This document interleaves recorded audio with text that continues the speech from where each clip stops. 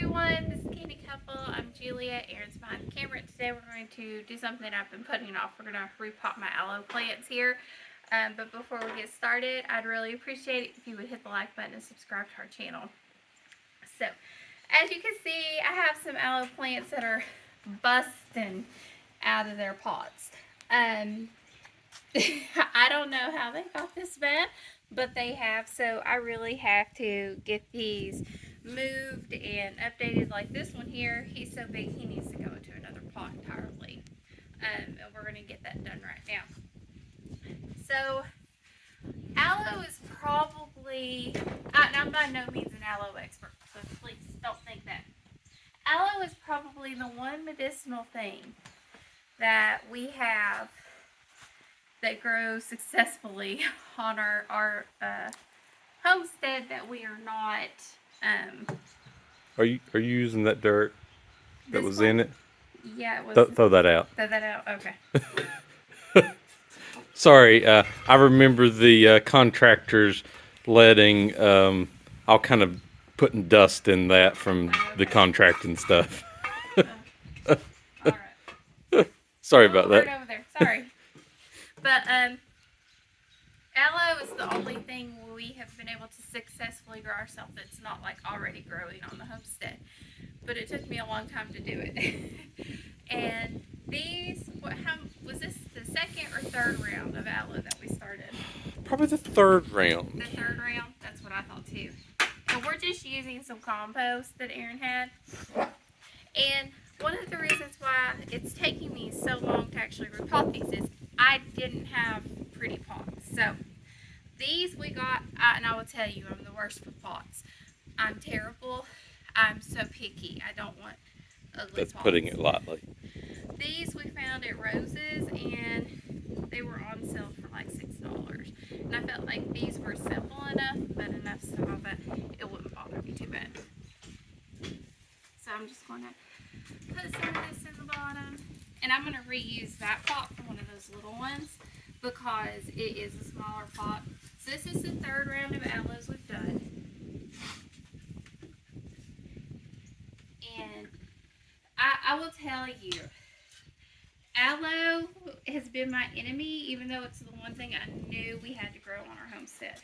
We had to have a way to have aloe plants because I burn easy. And I'm very dangerous in a kitchen. I'm very dangerous in a kitchen. It is nothing for me to burn myself, to cut myself, or anything else. And I know aloe is a great natural healing agent for those sorts of things. That's why we were so focused on growing it. But I couldn't get it to grow. The more I tried, the more everything I did would fail. And I finally learned the secret for me to grow aloe. And that is, don't do anything. Don't do anything. So our aloe did not look like this a year ago.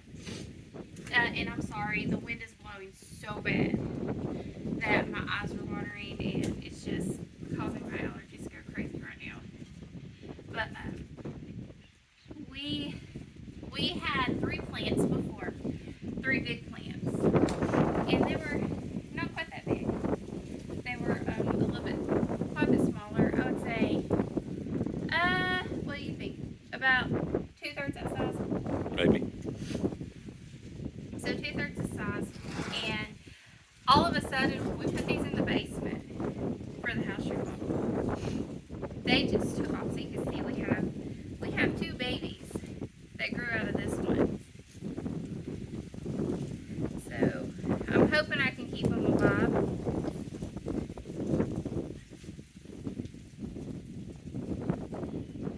I'm hoping, but if I don't, that's okay. I'm okay with that. I really am. One of the things I have actually been doing is if I have a dead bottom, I actually use that for composting inside of the plant itself. So I will just throw that in the bottom and let it naturally compost into the soil. Oh, it's so much better. I can't see that. How much better that looks.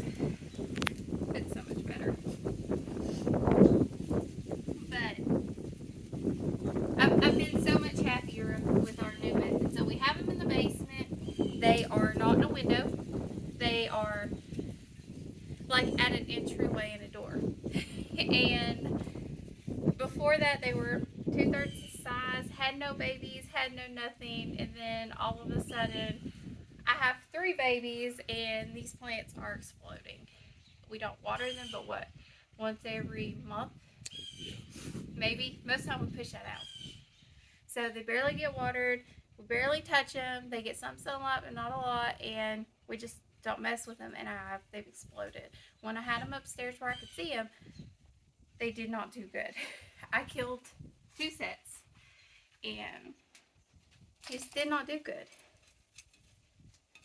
I did have one that died. It was outside, and something happened to it, and it just sort of fell over. And I'm just going to keep adding dirt till this one feels a little bit more steady in its home.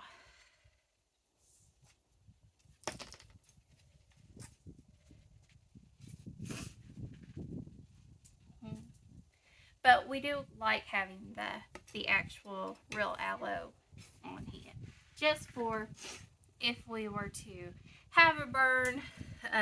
The many times when I've had a burn, and it's really helped heal that burn quite a bit.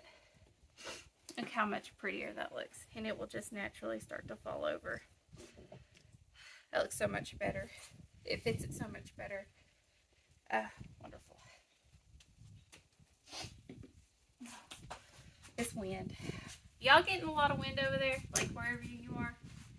I don't, this is all of a sudden, but this is normal for this time of the year for us. So I don't want to get rid of this dirt. This dirt feels good. It does need to have some fertilizer in it, so I will add a little bit of fertilizer to it. And I'm going to add some compost to it.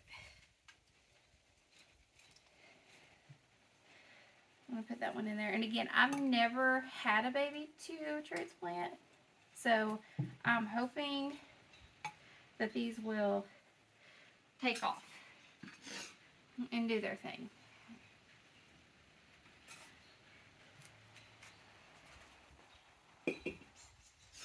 I need to add quite a bit more dirt here.